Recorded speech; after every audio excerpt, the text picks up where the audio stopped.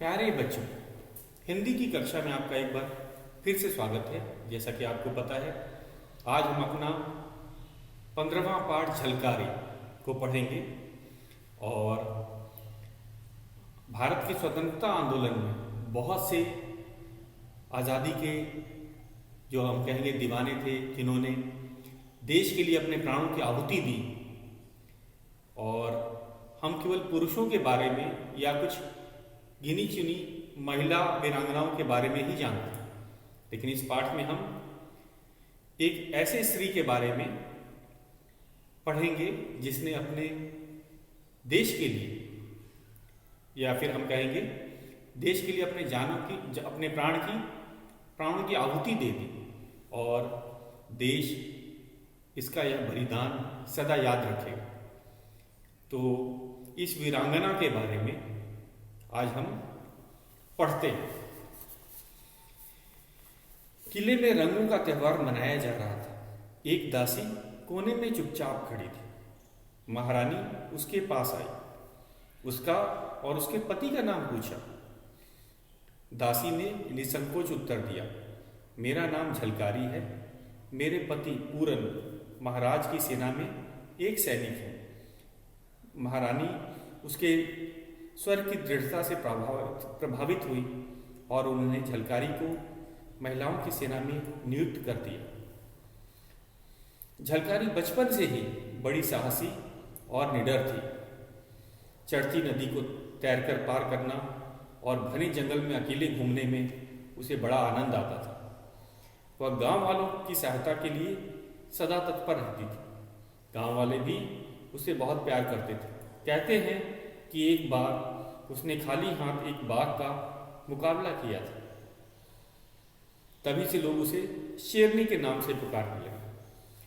विवाह के बाद झलकारी झांसी आ गई। महारानी लक्ष्मीबाई की सेना में दाखिल होकर झलकारी तलवार और बंदूक चलाने का अभ्यास करने लगी। झलकारी कुछ ही समय में महारानी की विश्वास पात्र बन गई। वह सदैव महारानी के साथ रहती, उनके साथ घुड़सवारी को जाती, व्यायाम और कुश्ती में भाग लेती। धीरे धीरे झलकारी युद्ध कला में दक्ष हो गई। यह वह समय था जब पूरे देश में अंग्रेजों के विरुद्ध विद्रोह की ज्वाला भड़क रही थी। अंग्रेज धीरे धीरे एक एक करके देशों के राज्यों को हटते जा रहे थे। अब उनकी दृष्टि झांसी की ओर लगी थी। झांसी के महाराज गंगाधर राव की मृत्यु के पश्चात उन्होंने महाराज के दत्तक पुत्र दामोदर राव को महाराज का उत्तराधिकारी मानने से इनकार कर दिया। अंग्रेजी फौज ने झांसी के किले को घेर लिया। महारानी लक्ष्मीबाई ने युद्ध करने का निश्चय किया। किले के प्रत्येक दरवाजे पर सशक्त सैनिक नियुक्त कर दिए गए। उन्नाव दरवाजे पर महारानी ने झलकारी को नियुक्त किया। झलकारी बड़ी होशियारी और दृढ़ता से मोर्चा संभाले हुए क्षत्रियों पर गोले बरसाती रही। अंग्रेजी फौजों को ऐसे मुकाबले की आशा न थी। किले में घुसने के सभी प्रयत्न असफल रहे। अंत में उन्होंने चोरी से किले में घुसने की योजना बनाई। किले की दक्षिणी द्वार के तोपची दुलाजी ठाकुर को उन्होंने रिश्वत देकर अपनी ओर मिला लिया। गद्दार दुलाजी ने अंग्रेजी फौजों को किले की पुरानी दीवार में बनाए गए रास्ते से अंदर घुसने में सहायता की। झलकारी पूरी तरह सतर्क थी। इतनी रात गए वह कुछ सैनिकों के साथ किले की सुरक्षा प्रबंधों का जांच कर रही थी। एकाएक उसकी दृष्टि अंग्रेज सैनिकों पर पड़ी। शीघ्र ही किले में खतरे की घंटी बज उठी। महारानी की सेनाएं शत्रुओं पर टूट पड़ी और उन्हें किले से बाहर खदेड़ दिया। युद्ध पूरे जोश पर था, मगर कुछ ही दिनों में किले की रसद और गोला बारूद समाप्त होने लगा। महारानी के मंत्रियों ने उन्हें किले से बाहर किसी सुरक्षित स्थान पर चले जाने की सलाह दी। पहले तो महारानी तैयार नहीं हुई, किंतु स्वतंत्रता की ज्योति जलाए रखने के लिए ऐसा आवश्यक था। महारानी अपने दत्तक पुत्र को पीठ पर कसे अंग्रेजी फौजों को चीरती हुई भांडेरी फाटक से किले से बाहर निकल गई। सदा महारानी के साथ रहने वाले झलकारी आज भी उनके साथ थे। कुछ दूर निकल जाने पर झलकारी को जब यह विश्वास हो गया कि महारानी सुरक्षित स्थान पर पहुंच जाएगी, वो वापस किले की ओर लौट पड़ी। महारानी जैसा वेश धारण कर सफ़ेद घोड़े पर सवार हो वह बिजली सी तेजी से अंग्रेजी सेना पर टूट पड़ी। अंग्रेज सैनिकों ने उसे महारानी समझकर चारों ओर से घेर लिया। वह बंदी बना ली गई। अंग्रेज सैनिक अपनी जीत पर फूल फूल कर कुप्पा हो रहे थे। झलकारी के चेहरे पर संतोष की मुस्कान थी। महारानी पूर्णतः सुरक्षित थी। झलकारी को जनरल के सामने प्रस्तुत किया गया। उसके सांवले रंग और रूप को देखकर जनरल को कुछ संदेह हुआ। उसने दुलाजी को बुला लाने के लिए का आदेश दिया। दुलाजी को देखते ही झलकारी की आंखों से चिंगारियां बरसने लगी। वह क्रोध और घृणा से चिल्ला उठी, देशद्रोही, कायर, धोखेबाज। तभी जनरल ने पूछा, क्या यही महारानी लक्ष्मीबाई है? दुलाजी लज्जा से सिर झुकाए खड़ा था। वह बोला, नहीं, महारानी को बंदी बनाना क्या इतना आसान है?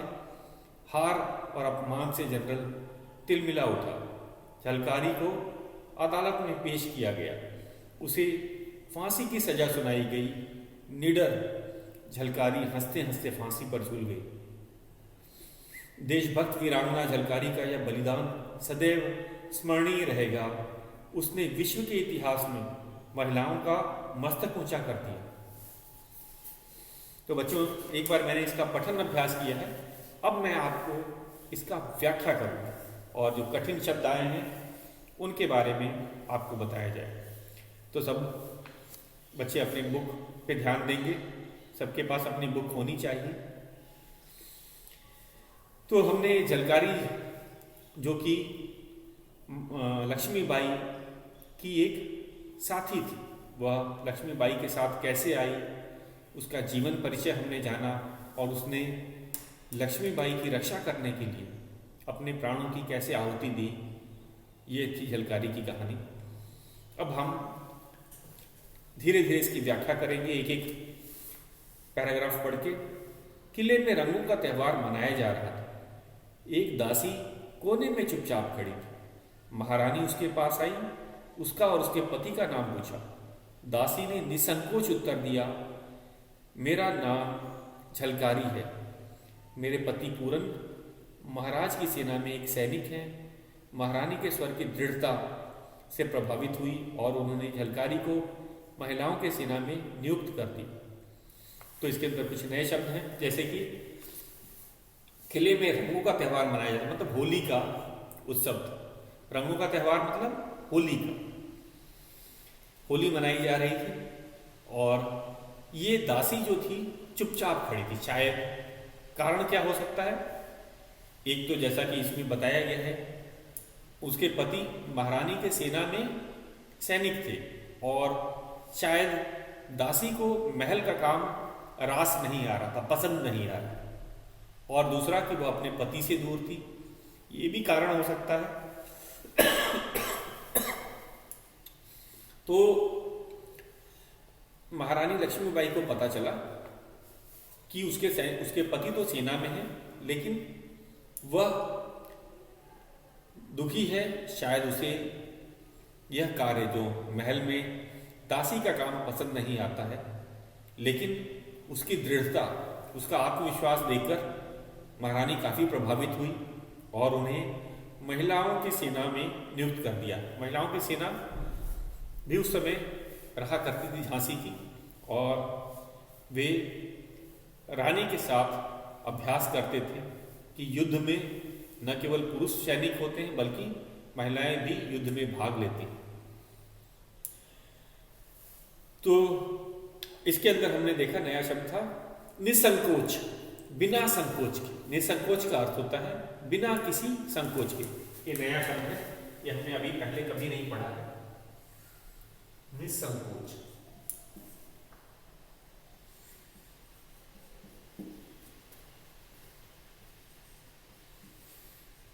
निसंकोच का अर्थ है बिना सोच, बिना संकोच के, बिना झिझक के, बिना संकोच के, या फिर हम कहेंगे झिझक के, बिना झिझक के, दोनों बिना झिझक के। तो उसके इसी दृढ़ता को देखकर, उसका आत्मविश्वास देखकर महारानी काफी प्रभावित हुई कि इस दासी को तो हमारी महिला सेना में होना चाहिए। ये महल में ये शायद अपने काम से दुखी है या अपने पति से दूर रहने के कारण, क्योंकि पति अगर सेना में हो, और शायद बाद में रानी ने पता भी लगा लिया था कि वो बचपन से ही काफी वीर है और उसे ऐसे ही काम, बहादुरी के काम काफी पसंद थे, जो हमें आगे पता चलेगा। तो महारानी लक्ष्मीबाई ने पहल करके झलकारी को महिलाओं की सेना में नियुक्त कर दिया। अब झलकारी के बचपन के बारे में आगे बताया है। झलकारी बचपन से ही बड़ी साहसी और निडर थी। चढ़ती नदी को तैरकर पार करना और घने जंगल में अकेले घूमने में उसे बड़ा आनंद आता था। तो चढ़ती नदी बोलते हैं जब नदी में बाढ़ आ जाती है, उसका पानी किनारों को तोड़ता हुआ बहता है, तो ऐसी नदी बहुत खतरनाक होती है और इसमें अच्छा से अच्छा तैराक नहीं जाना चाहता है, तैरना नहीं चाहता है। तो ऐसी नदी में भी झलकारी तैरकर उसे पार कर लेती थी। उसे घने जंगल में घूमने में बहुत आनंद आता था। लोग घने जंगल से भागते हैं, डरते हैं, लेकिन झलकारी डरती नहीं थी। उसे तो आनंद आता था घने जंगलों में अकेले घूमने, और निडर भी थी, तभी तो वह अकेले जंगलों में घुमा करती थी। वह गांव वालों की सहायता के लिए सदा तत्पर रहती थी, मतलब वो मदद करती थी। गांव में जिसको जरूरत होती थी झलकारी मदद भी किया करती थी। इस कारण से लोग उसे प्यार करते। जो सबकी मदद करता है लोग उसको चाहते हैं या प्यार करते हैं। और एक बार क्या किस्सा है, कहा जाता है कि एक बार उसने खाली हाथ एक बाघ से मुकाबला किया था, मतलब बिना हथियार के। एक बार वह एक बाघ से बिना हथियार के भिड़ गई थी, मुकाबला किया था, और तभी से लोगों ने उसका नाम शेरनी रख दिया था, क्योंकि वह डरती नहीं थी, वह काफी निडर थी। विवाह के बाद झलकारी झांसी आ गई। तो उसका झांसी आगमन विवाह के बाद हुआ। आपको पता है लड़की विवाह के बाद अपने पति के घर आ जाती है, तो पति का घर झांसी में थे और पति महारानी लक्ष्मीबाई की सेना में सैनिक थे। तो मुकाबला का यहाँ पे नया शब्द आया है, मुकाबला किया मतलब सामना किया। यहाँ पे बाघ से का सामना किया बिना हथियार के, खाली हाथ का यहाँ पे बिना हथियार के। और चढ़ती नदी मैंने आपको बताया वह नदी जिसमें बाढ़ आई हो। बाढ़ आई वाली नदी में पानी की धारा बड़ी तेज बहती है और उसको पार करना काफी मुश्किल काम होता है। आगे चलते हैं। महारानी लक्ष्मीबाई की सेना में दाखिल होकर झलकारी तलवार और बंदूक चलाने का अभ्यास करने लगे। तो जैसा कि आपको पता है सेना में शामिल करके महारानी ने उसका प्रशिक्षण शुरू कर दिया।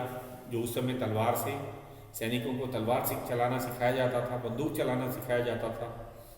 और झलकारी कुछ ही समय में महारानी की प्रिय विश्वास पात्र बन गई। मतलब महारानी को झलकारी पर पूरा विश्वास था और वो हमेशा सदैव महारानी के साथ ही रहा करती थी। उनके साथ घुड़सवारी को जाती, व्यायाम और कुश्ती में भाग लेती, धीरे धीरे युद्ध कला में दक्ष हो गई। तो झलकारी ने अपना प्रशिक्षण काफी अच्छी तरह से किया। उसको वह हम कहेंगे रानी लक्ष्मीबाई की विश्वास पात्र भी बन गई। वह व्यायाम महारानी के साथ ही घुड़सवारी सीखती थी, करती थी, व्यायाम और कुश्ती में भी भाग लेती थी और धीरे धीरे झलकारी युद्ध कला में दक्ष हो गई। दक्ष मतलब निपुण, ये नया शब्द है। दक्ष, दक्ष का अर्थ होता है निपुण। दक्ष का अर्थ होता है निपुण। अगला है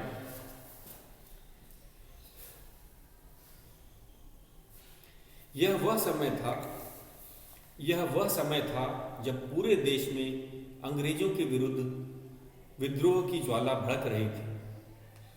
अंग्रेज धीरे धीरे एक एक करके देश के राज्यों को हड़पते जा रहे थे। अब उनकी दृष्टि झांसी की ओर लगी थी।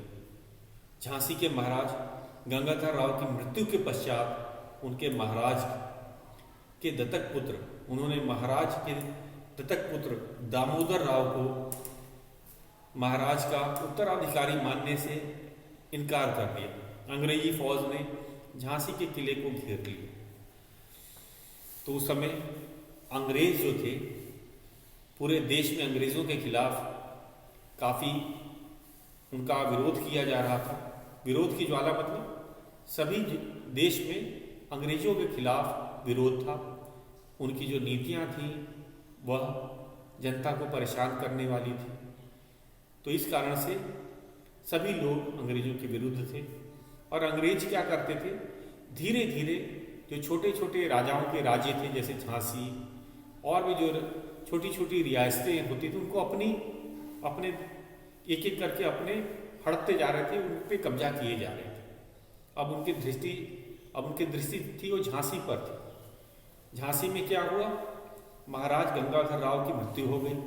उनके कोई पुत्र नहीं था और उनका जो दत्तक पुत्र था, दत्तक मतलब गोद लिया बेटा, गोद लिया पुत्र, उसको अंग्रेजों ने कहा कि यह तो उसका पुत्र नहीं है, यह तो महाराज का पुत्र नहीं है। तो मतलब झांसी को अब अंग्रेजों के कब्जे में लेना होगा, उन्होंने कहा। और झांसी को कब्जे में लेने के लिए उन्होंने झांसी के किले को चारों ओर से घेर लिया। तो उस समय का उन्होंने अंग्रेजों का नियम था कि अगर किसी राजा का पुत्र नहीं होगा तो वह राज्य अंग्रेजों के अधीन चला जाएगा। उस पर कोई दूसरा राजा या कोई दूसरा दत्तक पुत्र भी राजा का अगर गोद लिया पुत्र भी होगा तो उसे वे राजा नहीं मानेंगे। तो यही चीज झांसी के साथ हुआ। महाराज गंगाधर राव जो कि झांसी के राजा थे, उनकी मृत्यु हो गई। उन्होंने एक दत्तक पुत्र भी लिया था जिसका नाम दामोदर राव था, लेकिन अंग्रेजों ने दामोदर राव को झांसी का उत्तराधिकारी नहीं माना और किले को चारों ओर से घेर लिया। महारानी लक्ष्मीबाई ने युद्ध करने का निश्चय किया। किले के प्रत्येक दरवाजे पर सशक्त सैनिक नियुक्त कर दिए गए। उन्नाव दरवाजे पर महारानी ने झलकारी को नियुक्त किया। झलकारी बड़ी होशियारी और दृढ़ता से मोर्चा संभाले हुए शत्रुओं पर गोले बरसाती रही। अंग्रेजी फौजों को ऐसे मुकाबले की आशा न थी। किले में घुसने के उन्होंने सभी यत्न असफल रहे। किले में घुसने के उनके सभी यत्न असफल रहे। तो जब अंत में जब किला घेर लिया गया तो एक ही उपाय था कि भाई अब अंग्रेजों से मुकाबला किया जाए। और रानी लक्ष्मीबाई ने भी यही किया। उन्होंने युद्ध करने का निश्चय ले लिया। किले के सभी जो दरवाजे थे उस पर सैनिकों को नियुक्त कर दिया गया। उन्नाव दरवाजा जो था वो झलकारी को दे दिया गया, क्योंकि झलकारी महारानी की विश्वास पात्र थी। झलकारी बड़ी होशियारी से उन्होंने शत्रुओं पर गोले बरसाए। और फिर क्या हुआ, अंग्रेजी फौज को ऐसे मुकाबले की आशा नहीं थी।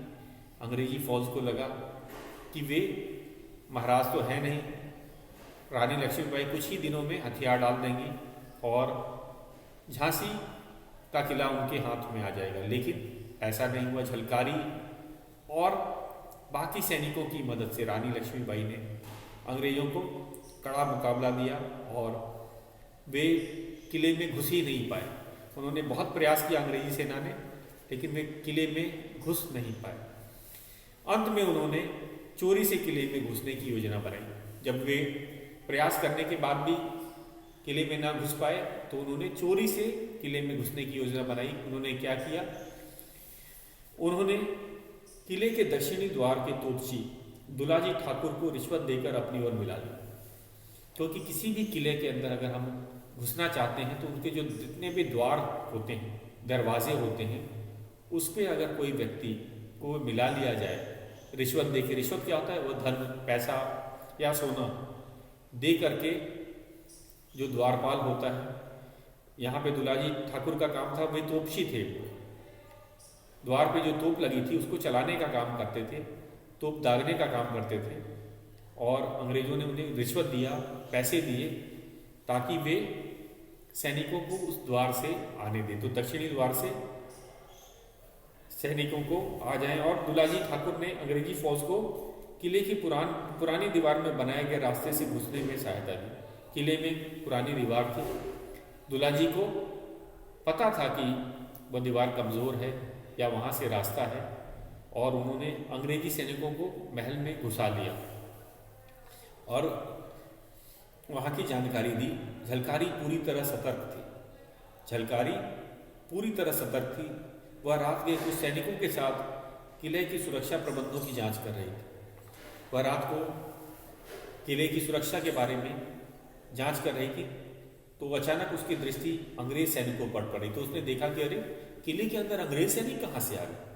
शीघ्र ही उसने किले में खतरे की घंटी बजा दी। महारानी की सेनाएं शत्रुओं पर टूट पड़ी और उन्हें किले से बाहर खदेड़ दिया। तो अभी कुछ ही सैनिक अंदर आए थे, तो झलकारी की सतर्कता से हम कहेंगे उसने किले के सभी सैनिकों को संदेश भेजा, और सभी जो सैनिक थे उन्होंने, जो कुछ मुट्ठी भर अंग्रेज सैनिक किले के अंदर आए थे, उनको बाहर खदेड़ दिया, भगा दिया। युद्ध पूरे जोश पर था, मतलब बहुत बुरी तरह से युद्ध चल रहा था। मगर कुछ ही दिनों में किले की रसद और गोला बारूद समाप्त होने लगा। तो रसद होता है राशन, खाने पीने का सामान को रसद कहा जाता है। गोला बारूद का अर्थ है युद्ध में प्रयोग किए जाने वाले हथियार या गोलियां, बंदूक की गोलियां, तोप के गोले, बारूद, अस्त्र शस्त्र के लिए इसे कहा जाता है। महारानी के मंत्रियों ने उन्हें किले से बाहर किसी सुरक्षित स्थान पर चले जाने के लिए कहा, क्योंकि अब रसद की कमी हो गई थी, अब गोला बारूद भी कम बचा था। तो महारानी की सुरक्षा के लिए जो थे, हम कहेंगे मंत्रियों ने एक प्रयास किया कि किसी तरह महारानी किले से बाहर चली जाए तो वे जीवित रहेंगी, नहीं तो धीरे धीरे अब उनको उम्मीद थी कि झांसी का किला हाथ से चला जाएगा, क्योंकि उनके पास न सैनिकों के पास रसद बचा था, न गोला बारूद। तो पहले तो महारानी तैयार नहीं हुई कि वे अकेले किले से बाहर जाएंगी, और लेकिन स्वतंत्रता की ज्योति जगाए लगने के लिए ऐसा करना आवश्यक था। स्वतंत्रता की ज्योति, अब ये बात जरा समझने की बात है। स्वतंत्रता की ज्योति, पहले अगर किसी राजा की मृत्यु हो जाती थी तो सैनिक हार मान लेते थे, क्योंकि उनका राजा ही नहीं बचा। तो अगर स्वतंत्रता की लड़ाई जारी रखनी है तो किसी तरह भी रानी लक्ष्मीबाई को जीवित रहना ही होगा। तो इस कारण लोगों ने कहा कि आपका जीवित रहना सबसे ज़रूरी है, अगर आपको कुछ हो जाएगा तो ये जो अंग्रेज़ों के खिलाफ जो हम लोग लड़ाई कर रहे हैं वह कैसे हम लड़ पाएंगे। तो इस कारण से वे राजी हो गई कि चलो मुझे महल के बाहर कहीं सुरक्षित स्थान पर जाना ही होगा। तो फिर क्या हुआ, महारानी अपने दत्तक पुत्र को पीठ पर कसे अंग्रेजी फौजों को चीरते हुए भांडेरी फाटक के किले से बाहर निकल गई।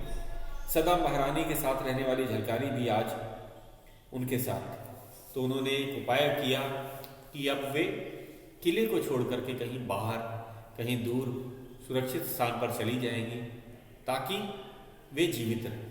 नहीं तो किले पे कभी भी कब्जा हो सकता था। सैनिकों का हम कहेंगे रसद और गोला बारूद खत्म हो चुका था, वे काफ़ी कमज़ोर हो गए थे। तो महारानी को बचाने का बस यही एक उपाय था। तो ठीक उन्होंने वैसा ही किया। महारानी झलकारी के साथ, दोनों के सफ़ेद घोड़े थे, दोनों ही हम कहेंगे भांडेरी फाटक एक द्वार था किले का, वहाँ से तेजी से वे बाहर निकले। और उस फाटक पे भी अंग्रेजी फौज थी, लेकिन वे उनको मारते हुए, काटते हुए आगे निकल गए। और इस बार हमेशा की तरह, सदा की तरह झलकारी भी साथ में थी।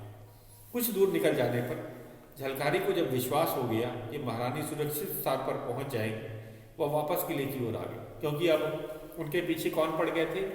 अंग्रेजी सेना उनके पीछे पड़ गई थी। किनके पीछे? महारानी के पीछे और झलकारी के पीछे। वे भी उनका पीछा कर रहे थे, लेकिन बहुत आगे जाने पे उन्होंने महारानी को तो सुरक्षित स्थान पर भेज दिया, लेकिन झलकारी वापस लौटी ताकि जो अंग्रेजी सैनिक हैं वे उनके ही पीछे रहे, वे उन्हीं को महारानी समझ लें, लक्ष्मीबाई समझ लें, और वे उनसे मुकाबला करने लगे। तो ये इसको एक बार फिर से पढ़ लेते। कुछ दूर निकल जाने पर झलकारी को जब विश्वास हो गया कि महारानी सुरक्षित स्थान पर पहुंच जाएंगी, वह वापस किले की ओर लौट पड़ी। महारानी जैसे वेश धारण कर सफेद घोड़े पर सवार होकर बिजली सी तेजी से अंग्रेजी सेना पर टूट पड़ी। तो वापस लौट आई, किले के पास आ गई ताकि अंग्रेजों से मुकाबला कर सके तथा उनको महारानी के पीछे जाने का अवसर ही न मिले। अंग्रेज सैनिकों ने रानी समझकर चारों ओर से घेर लिया, वह बंदी बना ली गई। अंग्रेज सैनिक अपनी जीत पर फूल फूल कर कुप्पा हो रहे थे। अंग्रेजी सैनिकों ने उन्हें झलकारी को ही झांसी की रानी समझा, लक्ष्मीबाई समझा, और उन्हें घेर लिया। चारों तरफ से घेर जाने के बाद उन्होंने झलकारी को कैद कर लिया, बंदी बना लिया, और वे बड़े खुश थे कि उन्होंने जीवित लक्ष्मीबाई को पकड़ लिया है। और लेकिन झलकारी के चेहरे पे संतोष की मुस्कान थी, क्योंकि अब महारानी सुरक्षित थी, क्योंकि अंग्रेजों का पूरा ध्यान उन पे था। महारानी बड़ी सुरक्षित स्थान पे पहुंच चुकी थी। झलकारी को जनरल के सामने प्रस्तुत किया गया। उसके सांवले रंग और रूप को देखकर जनरल को कुछ संदेह हुआ। जब जनरल को संदेह हुआ कि शायद ये लक्ष्मीबाई नहीं, तो उन्होंने दुलाजी ठाकुर को बुलाया, क्योंकि दुलाजी महारानी लक्ष्मीबाई को पहचानता था और उन्होंने रिश्वत देके उसे अपने साथ मिला लिया था। दुलाजी को देखते ही झलकारी की आंखों से चिंगारी बरसने लगी, मतलब वह बहुत क्रोधित हो गई। वह क्रोध और घृणा से चिल्ला उठी, देशद्रोही, कायर, धोखेबाज। तभी जनरल ने पूछा, क्या यह महारानी लक्ष्मीबाई है? दुलाजी लज्जा से सिर झुकाए खड़ा था। वह बोला, नहीं, महारानी को बंदी बनाना इतना आसान है? जब अंग्रेजों को पता चला कि वे रानी लक्ष्मीबाई की जगह वह झलकारी को पकड़ के लाए हैं, तो उन्हें काफ़ी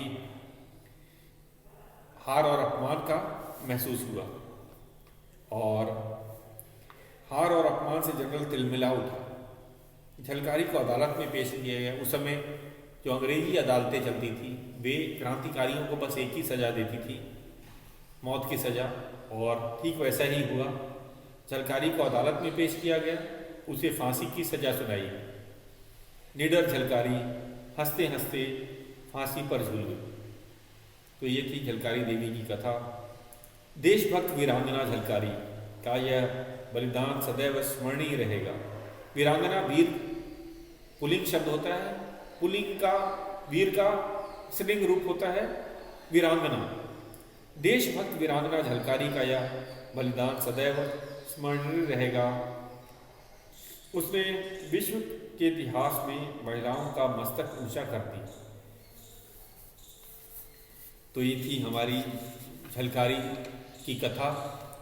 उसने कैसे रानी लक्ष्मीबाई की प्राणों की रक्षा करने के लिए अपने प्राणों को की आहुति दी, और वह भी वीरता से, हम कहेंगे, जो फांसी के फंदे पर झूल गई, देश के लिए बलिदान हो। तो हमारे स्वतंत्रता सेनानी जो है, जो बहुत से स्वतंत्रता सेनानी जो हैं, वे उतनी प्रसिद्धि नहीं पा गए, क्योंकि हम कुछों के बारे में जानते हैं, हमें अधिक स्वतंत्रता सेनानियों के बारे में नहीं पता है, लेकिन इनकी संख्या हजारों क्या लाखों में थी, और उनमें से एक झलकारी भी थी। तो इस पाठ का आज का गृह कार्य है, आपको एक पेज सुलेख लेखन लिखना है और इसका पठन अभ्यास करना है। तो बच्चों, आज का काम है, आपका नोट कर लीजिए, आपको एक पेज सुलेख लेखन लिखना है इसका, और एक बार पठन अभ्यास भी करना है। तो आज के लिए बस इतना ही। शेष हम कल करेंगे, शेष हम इसके प्रश्न उत्तर करेंगे, अरे शब्दार्थ करेंगे, मुहावरे करेंगे, उसके बाद मौखिक प्रश्नों को करेंगे। आज के लिए बस इतना ही।